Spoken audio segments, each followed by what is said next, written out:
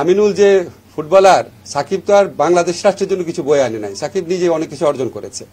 আমিনুল তো বাংলাদেশ রাষ্ট্রের জন্য পুরস্কার বয়ে এনেছিল না, জাতীয় দলের ক্যাপ্টেন ছিল।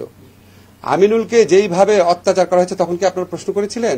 আমিনুলকে তো জেলে ভরা হয়েছে, সাকিবের বিরুদ্ধে মামলা হয়েছে। তারপরও আমরা, এটা পুলিশ প্রশাসনের ব্যাপার, আমরা যতটুকু বলার চেষ্টা করেছি। মামলা হওয়া বা এফআইআর হওয়া মানে তো গ্রেফতার না।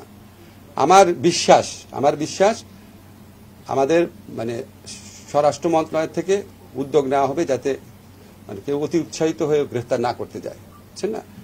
আর মানে আপনি যদি কম্পারেটিভ ফিচার যতগুলো আপনারা প্রশ্ন করেছেন, সবকিছুর জন্মদাতা হচ্ছে আওয়ামী লীগ। আমি কি বাড়িয়ে বলছি? সবকিছু কোনটা কোন এক্সাম্পল চান?